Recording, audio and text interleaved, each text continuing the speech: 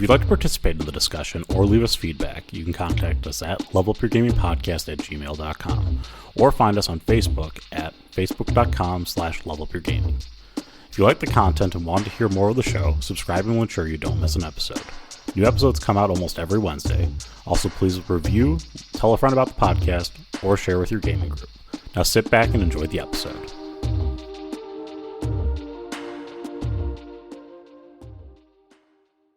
Welcome to the Level Up Gaming Podcast. My name is Aaron, and joining me once again, I have Josh. Josh, how are you doing tonight? Well, I mean, the weather's kicking my butt. Yeah, I know. You sound like Batman right now. Allergies are a brutal thing. But no, I'm doing pretty good. We've got, the family is involved in art. My wife has done a bunch of these. She did a mosaic of a crow over the weekend. Okay. Like little bits of broken glass, and they just glued them down and then mortared between it. It looks really cool. It's got beads for a wing. That is really cool. Yeah, I don't know if I could do that. I would always be afraid that I would because you're gluing all that stuff down, I just put something in the wrong spot and you wouldn't be able to fix it. Right? Well, I mean, maybe not with an art piece, but certainly as you transition me into our topic, I wanted to talk about rewriting a game when you make a mistake. So you talk about trying to fix an art piece when you make a mistake. Typically, there's a way to do that. And when you make a mistake in a game as a GM, and it potentially ruins your original thought process of how you're supposed to get to the end of the game, how do you fix that effectively? And I wanted to talk about that. I've been pushing this topic off because I'm like, I have to finish my game before I can talk about this. Because it happened in my game. There was a moment in my game where I had presented a bad guy that the players, it was dramatic irony. They knew he was bad, but they had no reason to distrust him in game. Okay. So it would be total metagame to do we're just going to not like this guy. It's possible that, you could say, well, he gives us the weird vibes. We're not totally into him or whatever. Okay. That's possible. But to fully call him an enemy would be a different story altogether. So, let's preface it that way. Anyways, I had planned, because the players had brought something valuable and flaunted it in front of this guy who was a bad guy. I had planned for him to eventually steal this stuff from the players. What I did wrong was in the second night, which was it's because they had encountered him on the second night, is I let the players, I ambushed the players too early, and thus making it impossible for them to go back and talk to the guy and trust the guy. And he had an integral story piece related to the rest of the game as well. And so now I'm sitting there going, after I end that night on this big kind of combat scene, and we end the night, I go, crap. How do I get to the end of the game and make it so the players have to interact with him, but they won't just kill him outright the next time they see him? And so that was the situation that I had kind of put myself into. And so I thought about it, and I eventually came up with a good solution for it, but I had to completely change the direction of what I was thinking of doing for the game. And I also had to kind of force the player's hand and the paths a little bit more. I gave them some of the answers to the puzzle much, much easier to make it so there was less ambiguity about what needed to be done, so that they kind of worked into the new situation that I needed to put them into. I think they liked it. And, there was no complaints about the end of the game there. And, everything sort of worked itself out at the end, but that's the gist of it. And I was like, this has got to make a good topic, because many a time I've messed myself up within a game, And usually they're easier to come back from, but this one was, woo, I was like, boy, this is a big mistake. Okay. And I didn't have to do it, was the other thing too. I saw it and I went, I pulled the trigger on it and I went, crap, I should have just not done that. Did your players know that you had messed it up? No, the players didn't know. Okay, good. They'll know now if they listen to this podcast. Sure. That I messed it up, but that's in the past. They don't know that I messed it up. They probably think that I had planned it that way from the start, and that's the way that it all again, good stories, if they are executed well, or at least decent stories if they're executed well, you won't know that you made the mistake in the middle. The players shouldn't. Yeah, you should be like. I think one of the things that I started to write when I was putting notes down here was that you really need to figure out what you screwed up and how it's going to affect things and how you can still get to either the ending you want, or did you screw it up to the point where you're going to need a new ending. And if you are, building the train tracks right in front of the train, as it were, if you're doing it well, the passengers on the train aren't going to notice. So there's plenty of techniques to do that. I think if you I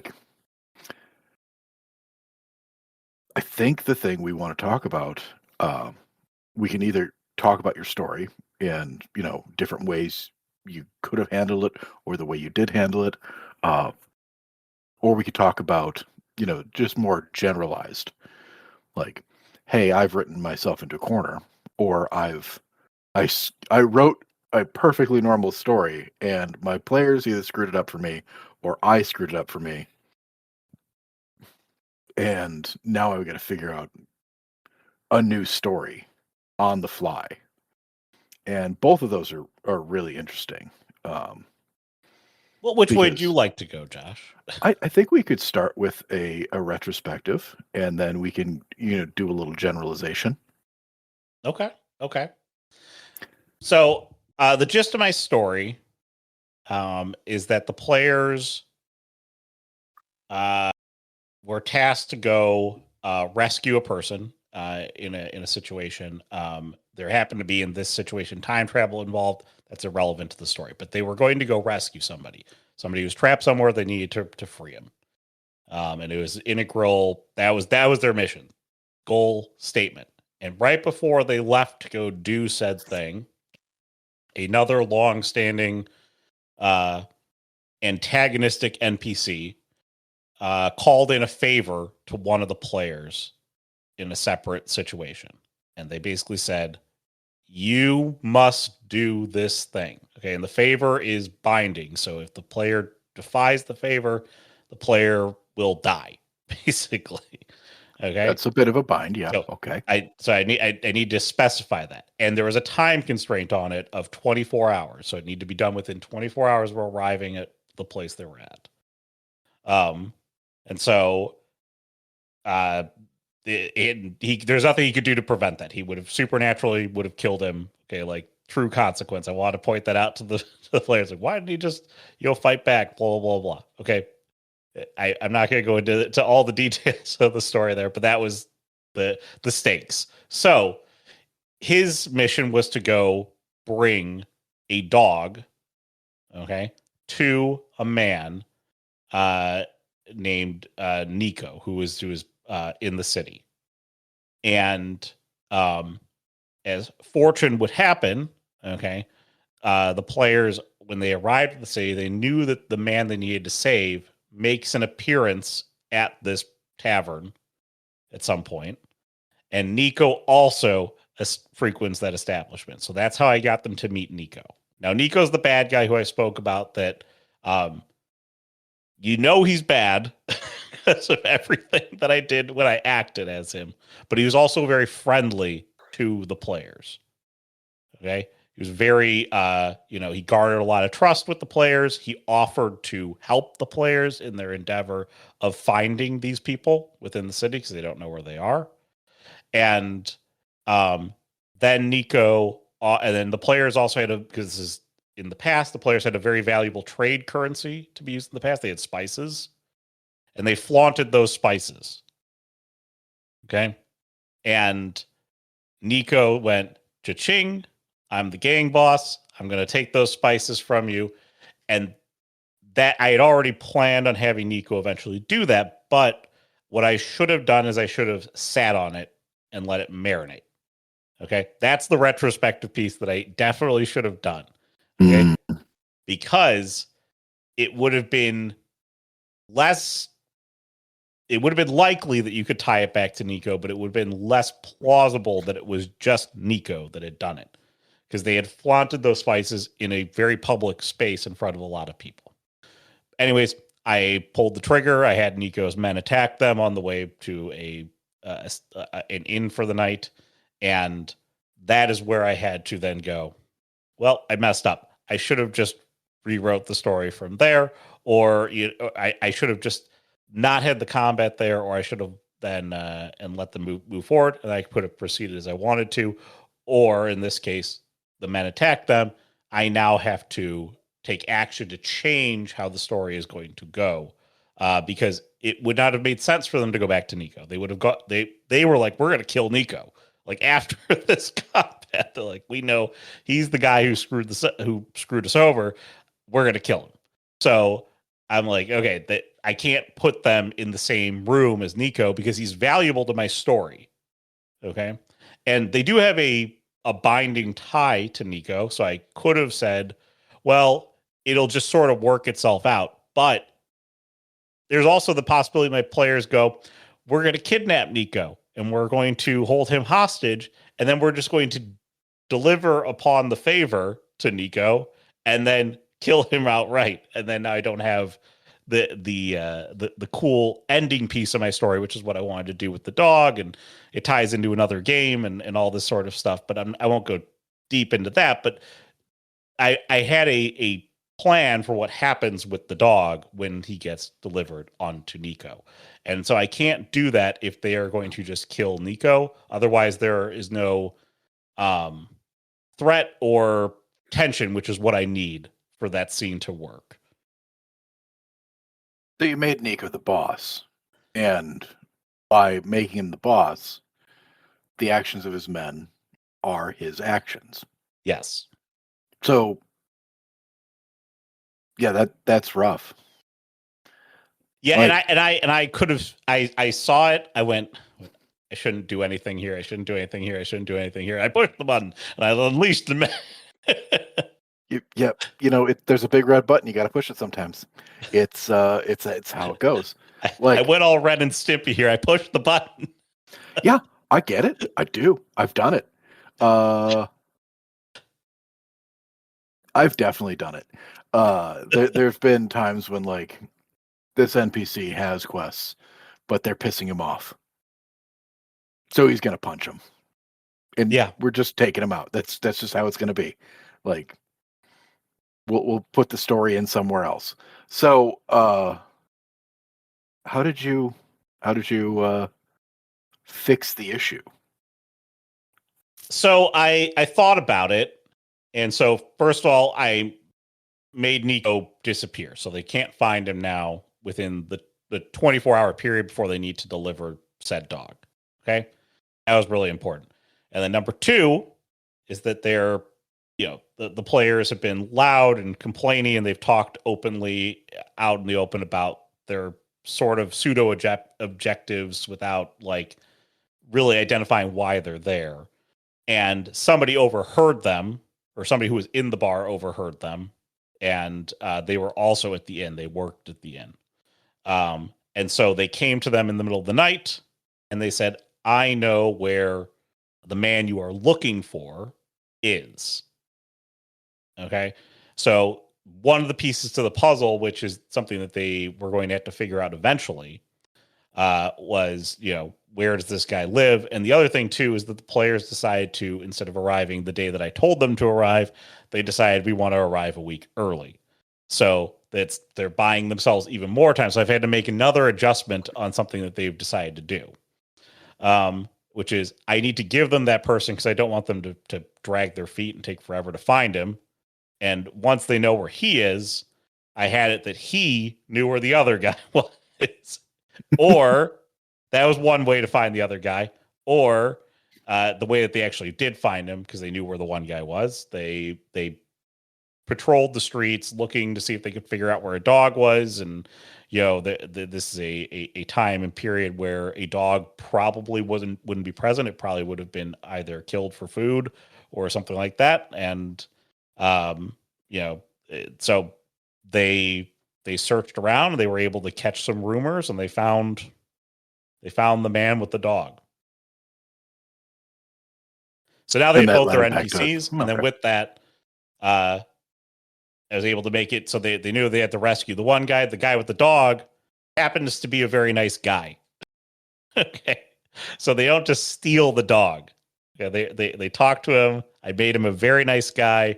They all felt horrible that they were going to take his dog, most certainly to be processed by this crime lord. And they had figured that all out because they had gone to try to find the crime lord. And the bartender explained who the guy was and what he was going to do if he ever got the dog. And so basically putting them in a big moral conundrum about actually delivering this dog to the guy. And so I made it where the owner was able to come with and deliver the dog. And the scene that I had wanted to run was in fact that, where the owner would be killed and then something would happen with the dog. And I was able to execute that based on just giving them these NPCs basically wholesale. Like, here you go.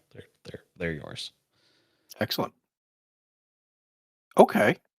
Well, I mean that, and then they were able to conclude the story similar. Yeah, everything else worked itself out exactly how I wanted it to. Excellent.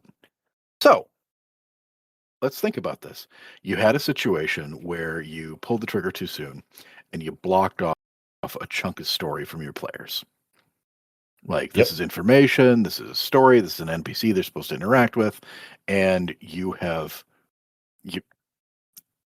because it was there, it was the option. You went and you sealed that line of inquiry off, blocking a chunk of the story, instead of going and being like, I don't know what I'm doing, and running around and either backtracking or, hey, no, that didn't happen, or anything like that.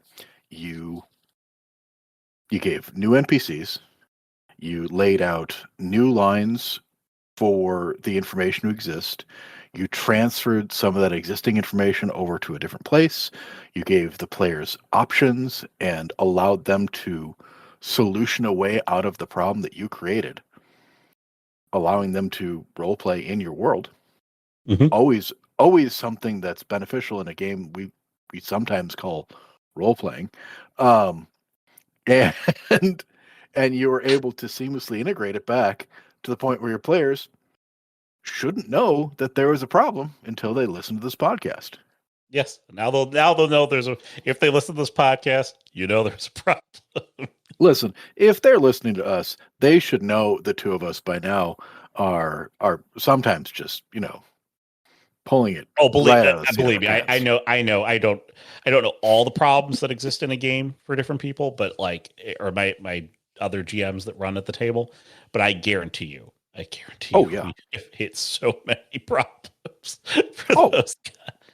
I haven't seen a game that, like, from introduction to conclusion went the way that it was expected to. I don't think that ever happens.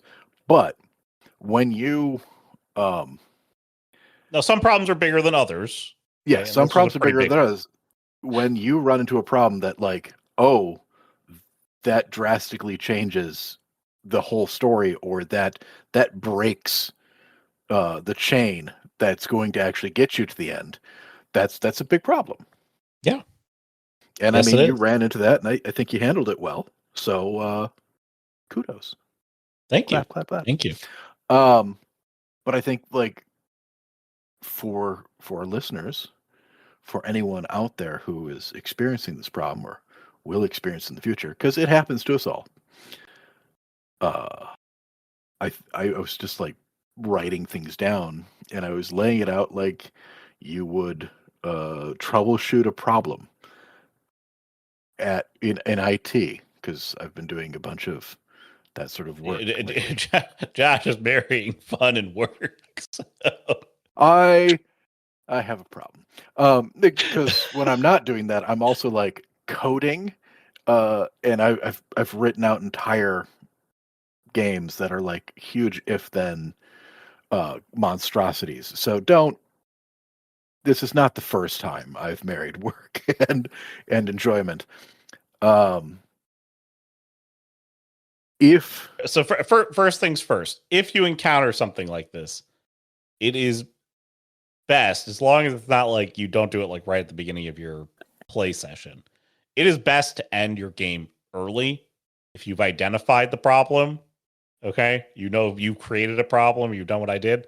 It's best to end the night early and then solution. Yes. Don't try and solution on the fly if you can help it. There are ways to do it, but that is like advanced storytelling. That is you're just buying yourself time. If you need to buy yourself time, have a bunch of people, like if you already did this, make the combat bigger. Okay, more people are coming. Yeah. Just buy for time. Get to the end of the night. Your players aren't going to hate you for going into a big old brouhaha. Trust me.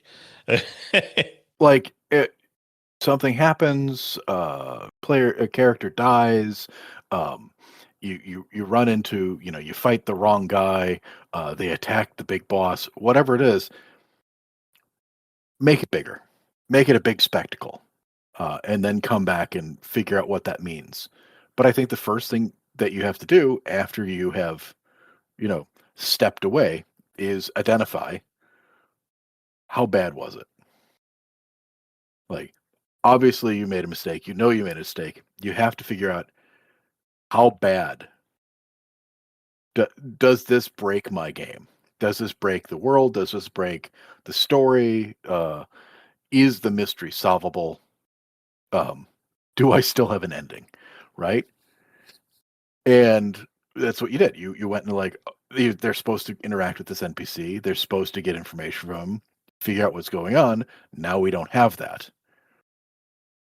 Yeah. So like how big of a problem did you just create? Like, was it this is a small like, again, and think about it. Think about how it integrates into your game as a whole.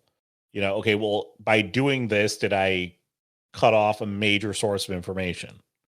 Okay. By doing this, did I, kill my bad guy, or did I expose my bad guy too early?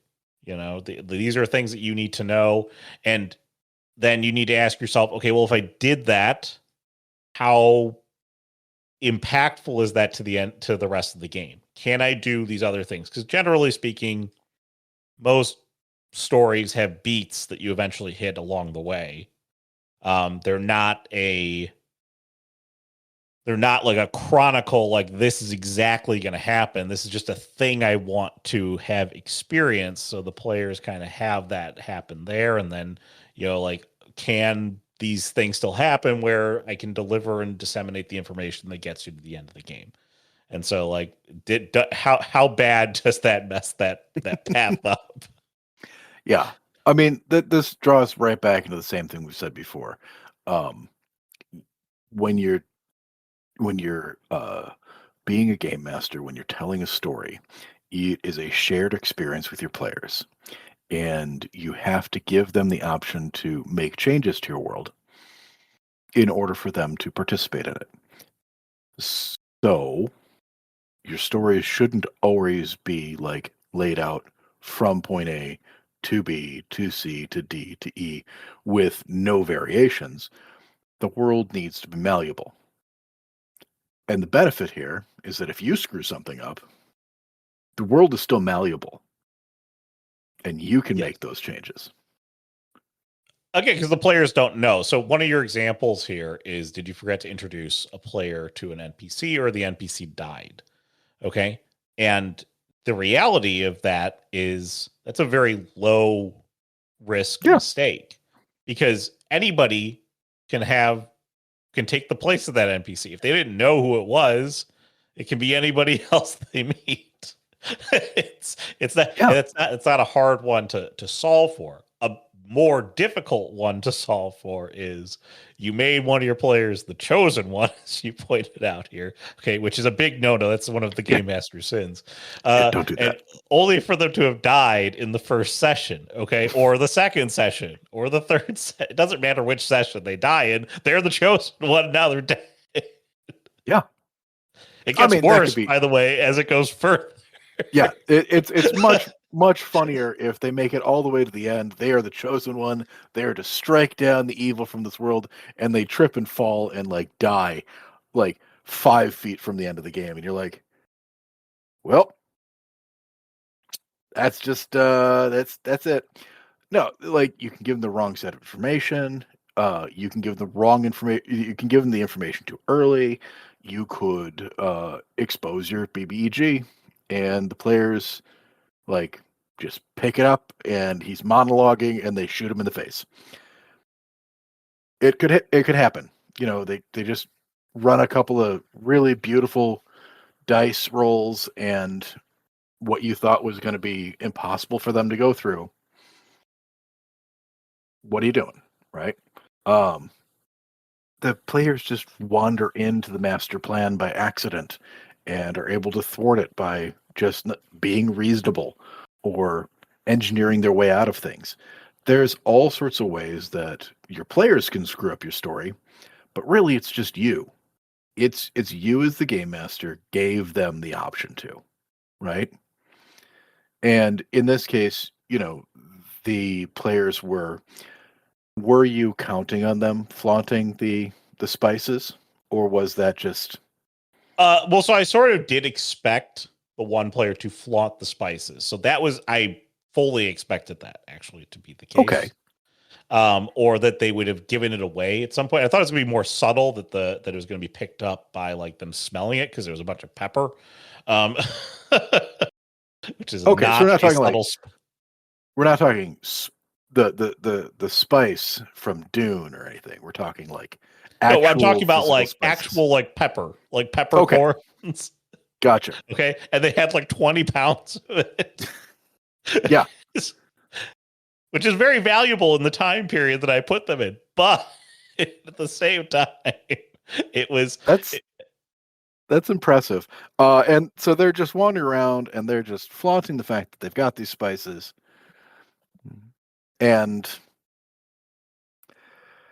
yeah, I mean, like, you really have to KYP and sort of plan for them. I mean, again, like I know things about not it wasn't the players. It is actually the characters that they are playing. I knew some of the weaknesses that they would have, but I thought the way that I was going to pseudo introduce them was that the strong aroma of 20 pounds of pepper was going to give them away. And instead, they dropped a pound of pepper on the counter.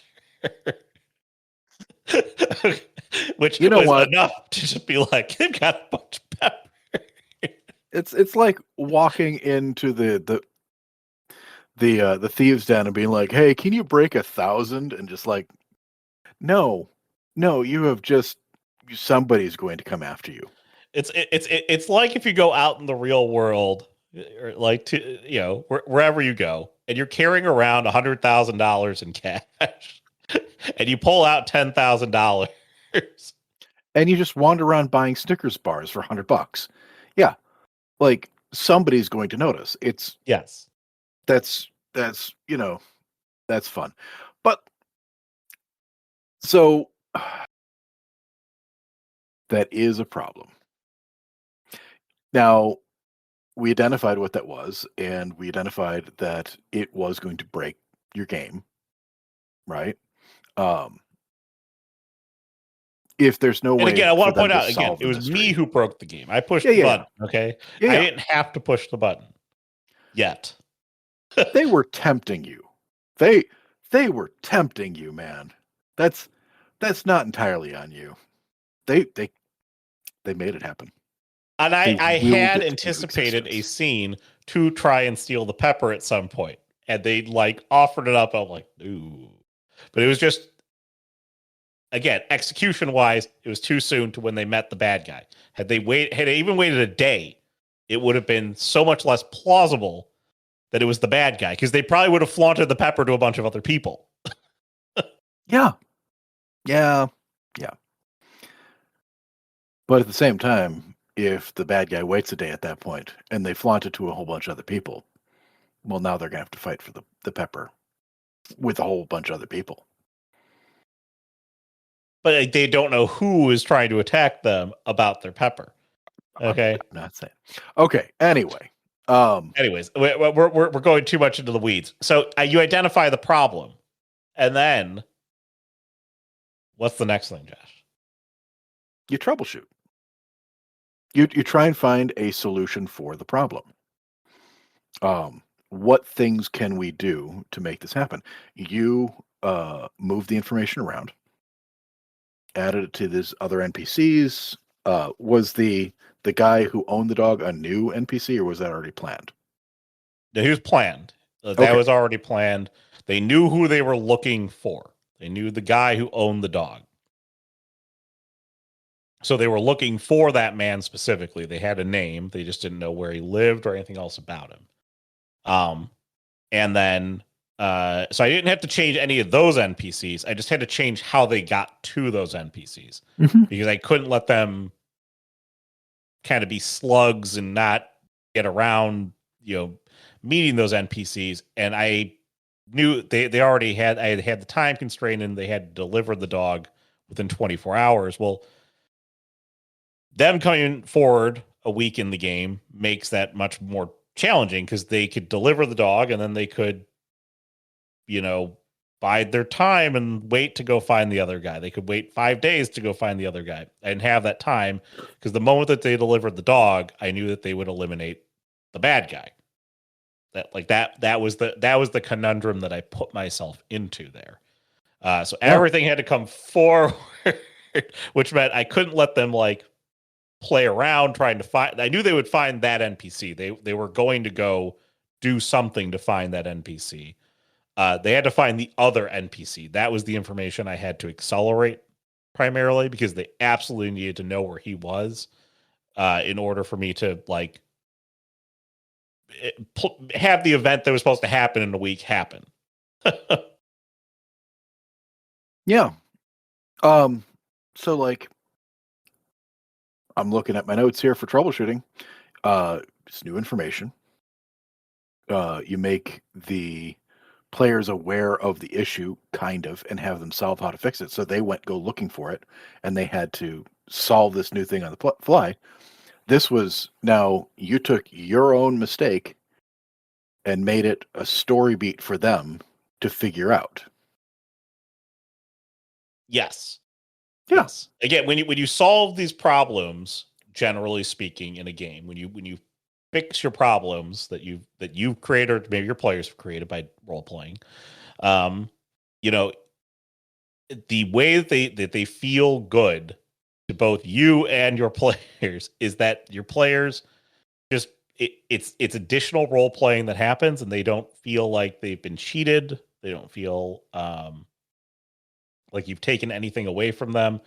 They still had options into how to solve the issue. You've just presented different ways to do it. And again, I think in previous podcasts, I talked about I think it's Alexander's Law or something like that, where you create 3 solutions for every problem. You generally won't always do that for things that are pretty simple, but my simple things became much more complicated, so I had to come up with other solutions. Yeah. Well, and I think this is also one of those situations where we've talked about co-jamming, or just having another person to bounce ideas. This would be an ideal place to have had another person, because I could have been like, hey, this is what I did. What the heck do I do? Yeah, at any point.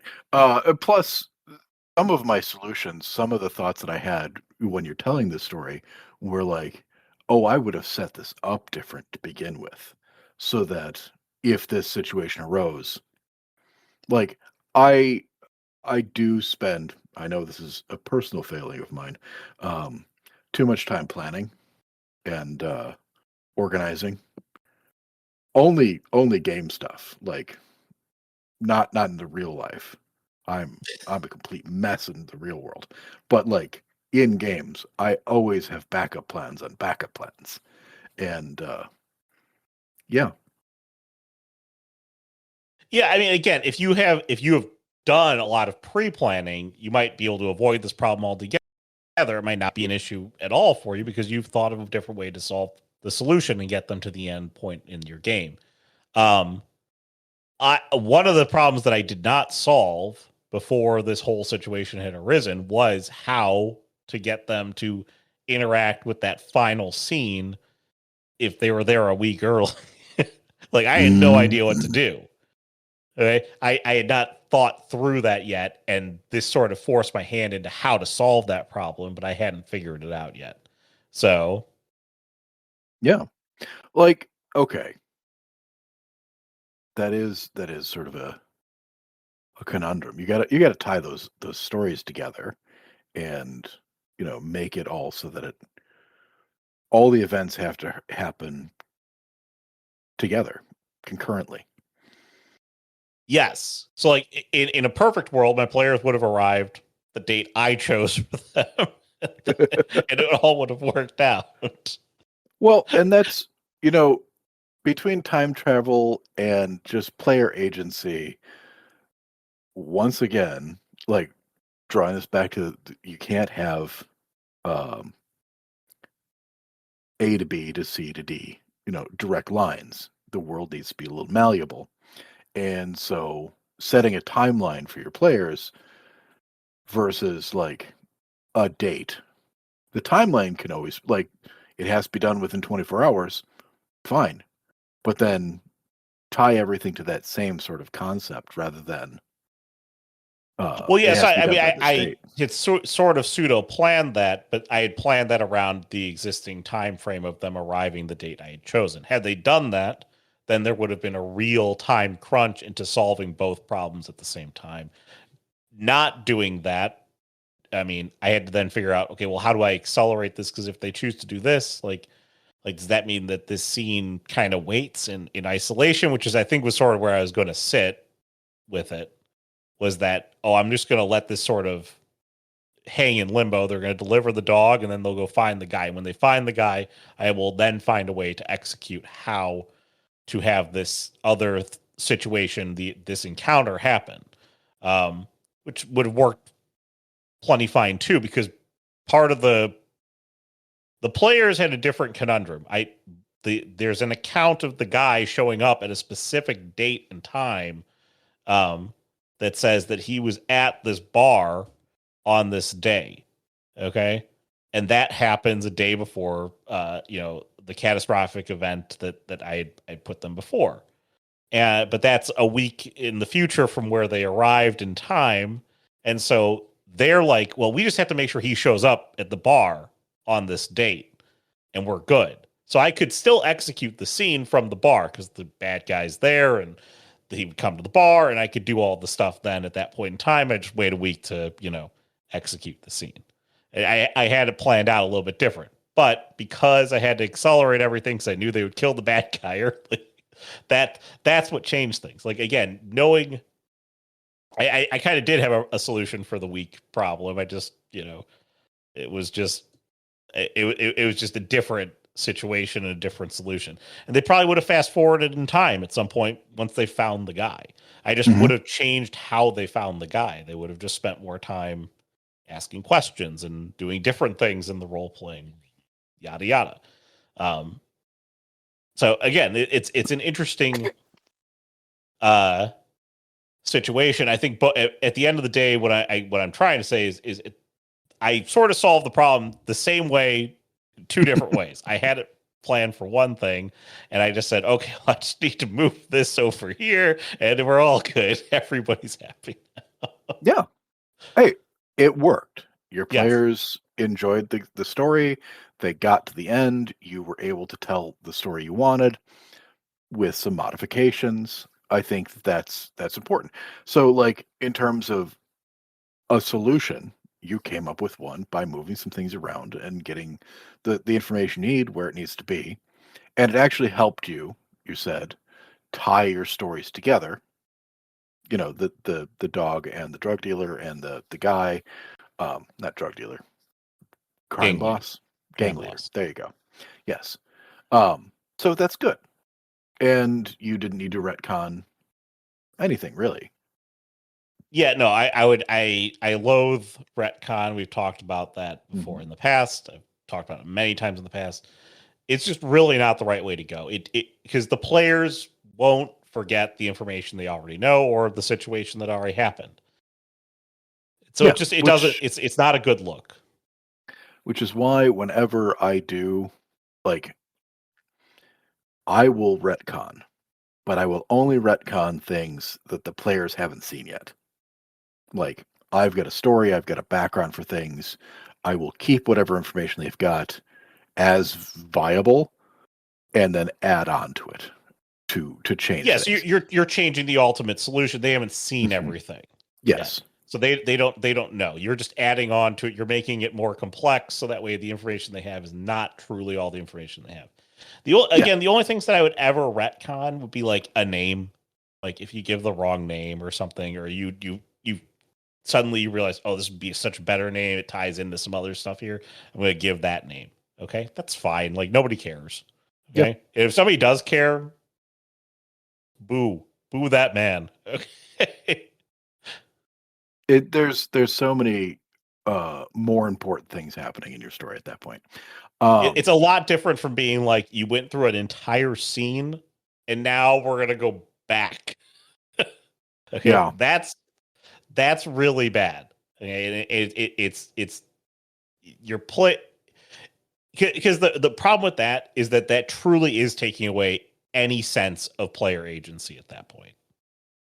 Your players did something and interacted with something that you put in the world, and you chose to erase all of that. Like that's a really bad feeling for a player, and it's a bad feeling as a GM to do it to your players. Yeah, well, it's just it feels bad to play that game. Yes. I don't like replaying like some video games that are like heavily scripted. The scripted parts are annoying. You know, if you're just running through the same thing over and over and over. I would hate to do that in a tabletop game where I'm running through the same thing again because a mistake was made. No, it's we got to move forward. Got to keep going. Yeah. We're not save scumming our tabletop games. Exactly. So retrospective. What would you do differently if you were to redo this story? Okay, so obviously, the first thing I would do is I would not have attacked the players at that moment. Yeah, I mean that's always a good one. Um, I don't think it's a because had I bad not choice done to that, attack them though. yeah, had I not done that, I could have let the players run through the story the same way it is. Now, again, I don't know. I don't have the benefit of, hindsight, of being able to run that game. If it would have played out and executed the same way, like, or been better or worse, like, I don't know any of that information. So, like, it worked out well. The players had a good time with it. So, like, the choice I made and the decision I made to change things, everything worked out great. I have no fault in that. That's the only thing I really would have changed. Would have been I would have waited to make that attack because, again, it would have made things uh more ambiguous about who was coming after the spices and all that sort of stuff. Like it would have put less of a target on my bad guy. And again, putting a bad guy out there is a I've told people this in the podcast many times. Putting a bad guy out there is a bad problem. It's a big mistake because you're risking, the players just killing him or doing something bad to him before you want him, dispatched of, or before you want anything bad to happen to him. So, potentially what could have gone wrong here is had I not attacked the players could have gone and delivered the dog, and then they could have dispatched the bad guy then, and then I don't have any way to run the final scene. So maybe it's fortuitous. Again, I don't know because I don't have that game to play with, and I'm not there. I would have solved for that problem too, but we're just not there. So let me do a little bit of armchair quarterbacking here. Your game's already over. It's well past when things are happening. What would Josh do? What would Josh do? Josh, if I had brought you this game and I said, Josh, I messed up, what do I do? Well, I'm just thinking previous, before you start the game. When I'm writing a new game, I'd like to say, hey, I screwed this one up. How would I do this better the next time? Right? That's good for retrospective, Some actions to take. What went well? What didn't? I think that tying the dog to a 24-hour clock and the guy to a specific date and time are that's your players are going to try and find a way to not have to do a time crunch because nobody wants to time crunch this stuff. I think that tying the dog, the dog will be available to be stolen at less than 24 hours before the guy has to be there, and then you've got 24 hours to get him to the bad guy, right? So you have to tie the time crunch together. That's step Got one. it. Yeah. Okay. I see what you're saying. Like the dog's out of town, or he's visiting family. That's the dogs do, right? They go out of town and visit family. Yeah. Again, I'm not giving you the whole background of my game because I don't care. It'd be boring to you. But yes, okay, sure. The dog's out of town, or the dog's been in the bathroom with stomach problems the whole time. We just can't move something. Yeah, it's when you're playing a video game and you can't progress and do the thing that's going to happen later in the game because it hasn't triggered yet. That's just what I'm saying. It's you set a time. Yes, you have 24 hours to get the dog to this person. The dog will not be. You can't steal the dog before this date, or you can't. It has to happen on this time or later. So they can be there a week early, but they can't do anything. They've got to just scout it out, try and figure out what's going on, so on and so forth. By tying those things together, the time crunch happens. It's a little bit more interesting. And I think the other thing I was thinking about here, when you're talking about all this, is you've got Nico, and he is a crime boss. But they know he's a crime boss. They don't know that, though. Okay. They figure that out. And how did they figure it out?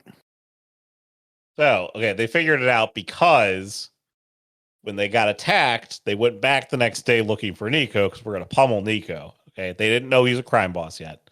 And they persuaded the bartender to give them that information. Okay. See, so that because they're saying we're looking for Nico, blah blah blah, and that now I'm not going to withhold that information. If you go seek it out and you want to find it, then you find it. But they had no idea prior to that, and they probably would not have gone back to the bartender to demand to find Nico had I not attacked them with the people that Nico had sent them with. Yeah. So Nico Nico can still be the crime boss, but maybe people don't. I could have created a second crime boss. He could have been an underling. Well, I was thinking, my thought, leave Nico as the crime boss, but make him appear in public as just he is not the crime boss. He is a underling. He is the underling. according to what everybody thinks. Oh, everyone So- thinks he's the underling, so they want to find the crime buddy. Okay, gotcha. So your players would then interact with Nico to get information about the crime boss, who also happens to be Nico, but Nico can lead them the wrong way. And they're like, this way, you know, Nico may be getting muscled by some of the guys who are going to steal this, they're going to rob the players or try and rob the players. And so the players then come to Nico's aid or something like that. This gives the players doubt as to how far Nico is in the organization, allowing Nico to infiltrate the team and provide that. Got it. You're giving them less of a reason to just go back and pummel him. Should I make that mistake? Yeah, like if they go back to the bar to go find Nico, maybe Nico did. I'm assuming when the bad guys went to go steal the spices, they did not successfully steal the spices. Oh no, they stole some, but not all of them. Not all of them. So, if they go back to the bar and the bartender says, "Yeah, Nico, I thought he just went out back," and they go out back, and Nico is getting what the players see is Nico getting the shit kicked out of him by the same guys who attacked them the night before. And you hear, okay, Nico works for the same organization, and like they thought it was going to be an easy thing to steal the stuff, and Nico's getting the crap kicked out of him. Now the players are going to try and protect Nico, and Nico's going to have a second shot at those spices. Maybe. Like, just there's thoughts. Like, when I won't say no, but that's a. Yeah. I know it's you start getting convoluted at that point. I get, because so again, if I give you the whole background of everything, you might go, okay, that doesn't necessarily fit. But there is a world in which something similar fits. Okay. So. Yeah. Well, that's the problem, is that I'm getting, a tiny little glimpse into I'm trying to give you a very condensed version of the story without explaining like every nuanced thing here, because I only have we're only going to do this podcast for about an hour, and I don't want to bore everybody with every little detail about my story. We've already hit that point. I think the thing to think about here is that I like having nesting dolls of bad guys, right?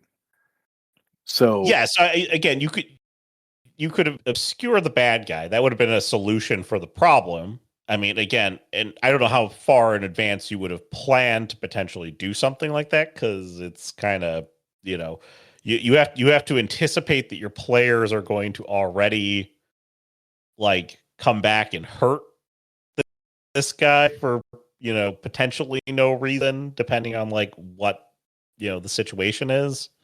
So no, if you're gonna do that sort of thing, you are going to introduce him as that sort of character, and then they're going to have reason to interact with him, and then you're going to have a twist later on when you find out, oh no, he is the boss, and you've been interacting with him the whole time, and he's been feeding information to his people.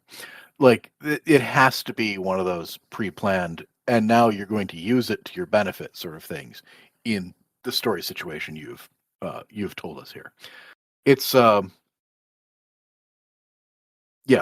this is not something that you would be able to do on the fly. This is definitely one of those like, hey, when I write another one, how do I avoid this sort of situation in the future? Yeah, I mean that it's a good thought for ways to avoid it. And again, that's what the retrospective is, which is, okay, well then how do you make Nico more durable and less likely to just be killed by the player should a mistake be made? So like that's a lesson that should come out of this.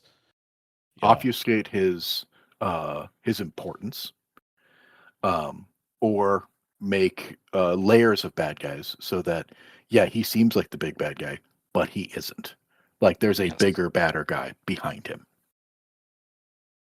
Precisely. No, I think that works. Do you have anything else you want to add to this whole situation here, Josh? I made a mistake early on in this podcast today, and you didn't even notice it. I just rolled with it. No, I'm just making that up. It never happened. And we're not going to retcon it either. So if you have thoughts on games that you've made a mistake on, or how you've handled making a mistake and rewrote it into your story, let us know. levelupyourgamingpodcast@gmail.com or facebook.com/levelupyourgaming. The podcast is on your favorite podcasting site or YouTube, so you can smash the like button on YouTube, subscribe to it wherever you get your podcast, review it, recommend it to a friend, all those good things. And that'll wrap us up for the week. So for Josh, I'm Aaron. Have a good week, everyone. Bye.